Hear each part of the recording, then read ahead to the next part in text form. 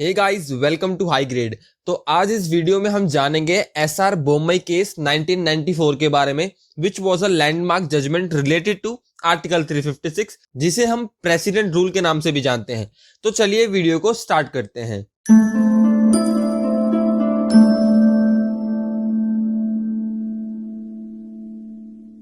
तो first thing first, before moving into the main topic, सबसे पहले जानते हैं कि आर्टिकल 356 से क्या मतलब है एंड कैसे इस आर्टिकल का मिसयूज किया जाता है। So as we all know कि इंडियन कॉन्स्टिट्यूशन में टू टाइप्स के इमरजेंसी पावर्स मेंशन्ड है। First is national emergency under article 352 and state emergency under article 356 and 365। So दोनों को प्रोम्यूलगेट करने के लिए there are different situations and criteria. तो जो टर्म है प्रेसिडेंट रूल, ये एक्चुअल में कॉन्स्टिट्यूशन में कहीं मेंशन नहीं है। हम स्टेट इमरजेंसी को ही प्रेसिडेंट रूल भी बोलते हैं। As the president of India take over the state administration. तो इंडियन कॉन्स्टिट्यूशन में आर्टिकल 356 एंड आर्टिकल 365 में दो सिचुएशन दी गई हैं जिसके अकॉर्डिंगली प्रेसिडेंट रूल इंपोज किया जाता है। सो मिसयूज होने का one of the important reason है the institution of governor. The governor की रिपोर्ट मात्र से ही president is authorised to invoke article 356 और आर्टिकल 365 बोथ। दोनों ही आर्टिकल स्टेट इमरजेंसी के लिए है, but the only difference is the ways to impose the same. Article 356 में कॉन्स्टिट्यूशनल मशीनरी के फेलियर पे एंड आर्टिकल 365 में सेंटर की गाइडलाइंस को ना मानने के लिए स्टेट इमरजेंसी इंपोज की जाती है। तो जो एसआर बोम्मई केस एक लैंडमार्क केस था जिसके जजमेंट देते हुए सुप्रीम कोर्ट ने आर्टिकल 356 को डिटेल में डिस्कस किया और इस केस का एक बहुत बड़ा इंपैक्ट रहा सेंटर स्टेट रिलेशंस में। एसआर बोम्मई केस के जजमेंट ने ही प्रेसिडेंट रूल का ब्लेटेंट मिसयूज को कम किया मैं इसलिए बोल रहा हूं क्योंकि 1994 के बाद भी इसका मिसयूज चलता रहा। बट डिफरेंस सिर्फ इस बात का था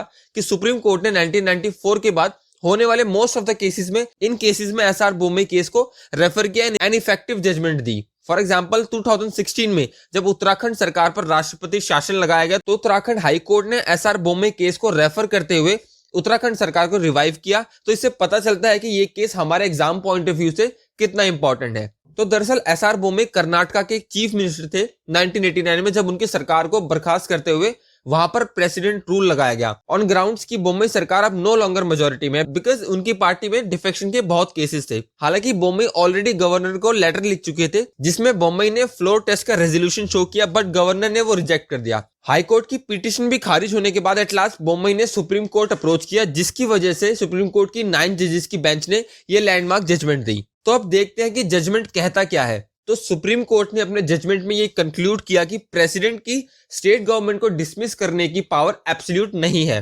फर्दरमोर प्रेसिडेंट को इंस्टेंटली स्टेट लेजिस्लेटिव असेंबली को डिसॉल्व नहीं करना चाहिए and president is empowered to do so only जब पार्लियामेंट के दोनों सदनों में ये रेजोल्यूशन पास हो जाए। तब तक राष्ट्रपति विधानसभा को सस्पेंड कर सकते हैं। तो अगर एसआर बोम्मई केस की सिग्निफिकेंस को देखें तो इस केस ने जो स्टेट गवर्नमेंट का आर्बिट्ररी डिसमिसल होने की गिनतियों में रोक लगाई थी। एक टाइम था जब जनता पार्टी की सरकार ने 1977 में 12 स्टेट्स पर प्रेसिडेंट रूल इंपोज किया था एंड इसका रिवेंज के तौर पर 1980 में इंदिरा गांधी की सरकार ने 9 स्टेट्स पर प्रेसिडेंट रूल इंपोज किया। फर्दरमोर वर्डिक्ट ने एक्सप्लिसिटली क्लैरिफाई किया कि असेंबली का फ्लोर ही एकमात्र जगह है जहां पर मेजॉरिटी प्रूफ की जाएगी एंड गवर्नर का सब्जेक्टिव ओपिनियन मैटर नहीं करता। सुप्रीम कोर्ट ने सर्टेन गाइडलाइंस दी ताकि मिसयूज रोका जाए, जिसमें फर्स्ट में सुप्रीम कोर्ट ने कहा कि मेजॉरिटी फ्लोर पर ही चेक की जाएगी। Before imposing president rule centre ने स्टेट को वार्निंग देनी चाहिए। थर्ड गाइडलाइन की प्रेसिडेंट का proclamation of president rule is under judicial review provided president का एक्शन एक मैलिफाइड यूज ऑफ पावर होता है। तो next, court can provide remedy by reviving the government. Last but not the least, article 356 is justified only जब breakdown of constitutional machinery हो जाए, but not administrative machinery. For example corruption के basis पे किसी भी सरकार को गिराया नहीं जा सकता, बिकॉज करप्शन एक एडमिनिस्ट्रेटिव इनएफिशिएंसी है। तो इसी तरह सुप्रीम कोर्ट ने कंडीशन बताई जिसके अकॉर्डिंगली प्रेसिडेंट के एक्शंस को प्रॉपर एंड इम्प्रॉपर की कैटेगरी में रखा जा सकता है। तो ऐसी कंडीशन जो प्रेसिडेंट रूल को जस्टिफाई करेगी उनमें से एक है हंग असेंबली। और बाकियों की बात करें तो जैसे अगर स्टेट गवर्नमेंट विलफुली अपनी कॉन्स्टिट्यूशनल ड्यूटी फुलफिल ना करना चाहती हो, नेक्स्ट सेंट्रल गवर्नमेंट के कॉन्स्टिट्यूशनल डायरेक्शन को डिसरिगार्ड करना, नेक्स्ट जब इलेक्शंस के बाद कोई पार्टी गवर्नमेंट फॉर्म ना कर पाए, ये कुछ कंडीशंस हैं जब प्रेसिडेंट रूल इंपोज किया जा सकता है। तो अब ऐसे कंडीशंस की बात करते हैं जिसमें प्रेसिडेंट रूल लगाना अनुचित होगा। जब सरकार गिर जाए पर एक ऑल्टरनेटिव गवर्नमेंट बन सकती है तो इसमें स्टेट इमरजेंसी लगाना जुडिशियल रिव्यू को इनवाइट कर सकता है। सेकंड सिचुएशन है गवर्नर की खुद की असेसमेंट। नेक्स्ट, लोकसभा की मैसिव विन या डिफीट के बाद, जैसा कि 1977 में हुआ। नेक्स्ट, स्टेट में कोई इंटरनल डिस्टर्बेंस जिसकी वजह से फिजिकल ब्रेकडाउन होने की कोई संभावना नहीं है। Next, maladministration and last, corruption allegation and financial exigencies. इन कंडीशंस में प्रेसिडेंट रूल लगाना सही नहीं होगा।